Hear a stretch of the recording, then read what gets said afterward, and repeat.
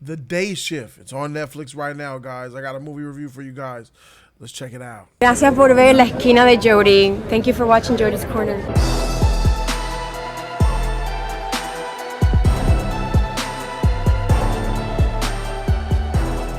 YouTube was good. It's your boy Jody Joe. Welcome to Jody's Corner. This is a movie for Day Shift. Came out on Netflix on Friday. I checked this bad boy out. This is gonna be spoiler free-ish. I don't know.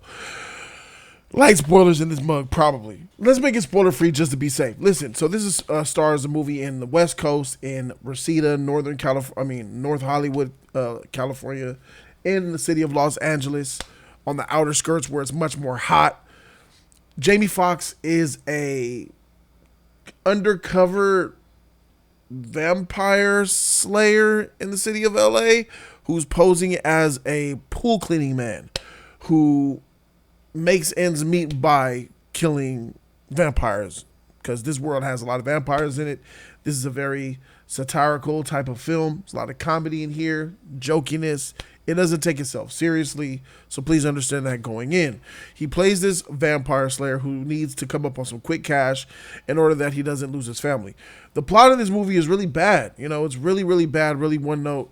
The plot is your girl's going to take your daughter to move to Florida because you can't get braces and tuition fees, $5,000 tuition fees for her school the following year. So she's willing to sell her home and uproot herself to Florida because of that.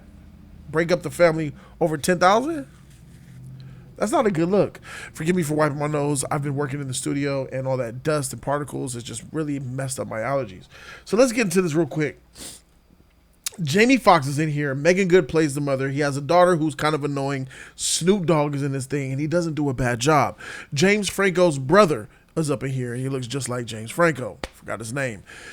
So here, he's the guy who he's a rogue agent who's been excommunicated from the union, but in order to get top dollar for these vampire fangs, because that's the currency and how they get paid, because if a vampire loses its fangs, it can no longer kill. So that sells for a high commodity on the black market. So he needs to kill vampires to collect fangs, to sell fangs, to get money, to keep his family. And then it's just batshit crazy from there. There's some really funny moments in here where I laugh out loud. There's a lot of cheesy moments in here. There's a lot of things in this movie that just don't make sense because it's one of those weird, wacky.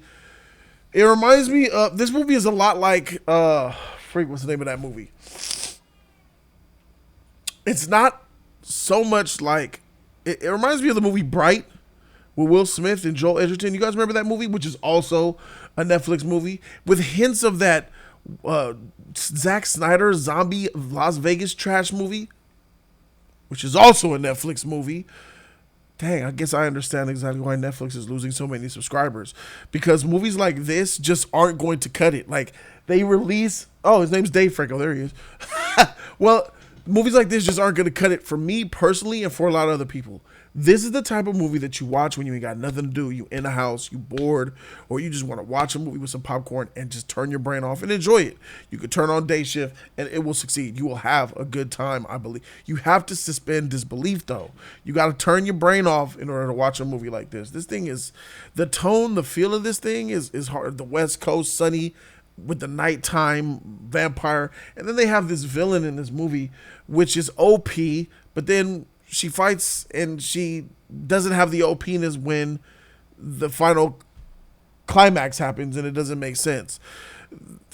There's a female character in here who goes vampire, and then she's OP because she's a female character who can fight, and she does her thing there. There's some really funny things with Dave Franco that happens to him that is actually probably the best part of this movie. Dave Franco did a pretty good job, man. He did a good job here. But one of my main gripes is, and the question that I ask that many of you might have not even asked yourself yet, but it's going to make sense when I bring it up. Why does Jamie Foxx need to be in this movie? What's the point of his character? His character is not that good. He gets his butt whooped throughout this whole entire film. He doesn't show a real perspective of fighting ability or mental capacity.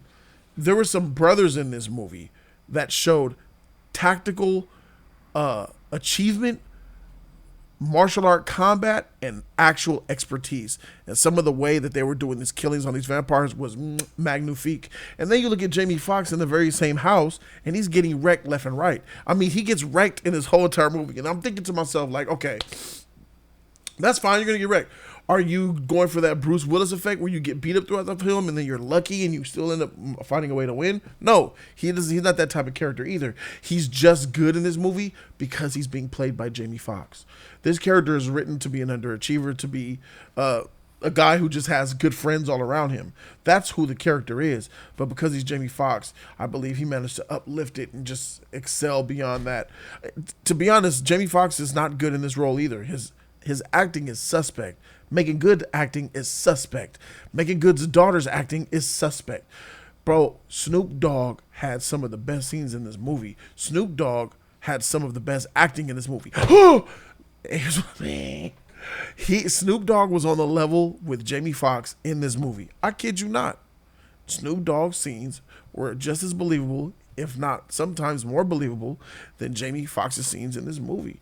I don't know the tone of Jamie Foxx. Is he serious? Is he a joke? He kind of blends the middle of both, where things don't really ever get too serious in this movie. That main female vampire, the boss, bad girl, she's annoying. Like, she's inconsistent. The power level, you know what I'm saying? The structure of how this thing all works. But I really asked myself, like, why did Jamie take this movie? They must have threw a lot of money at him. This is a very silly movie. I think that when you turn your brain off, you will enjoy it, though. I see a lot of people liking this movie. I kind of like this movie, but I know that this is a bad movie that I liked. Day Shift is a bad movie that I enjoyed. That's really what it is.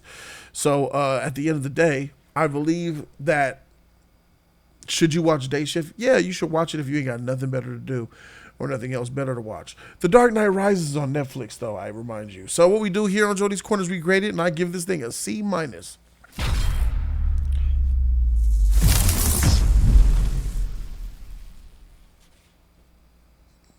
Man, this movie is mediocre.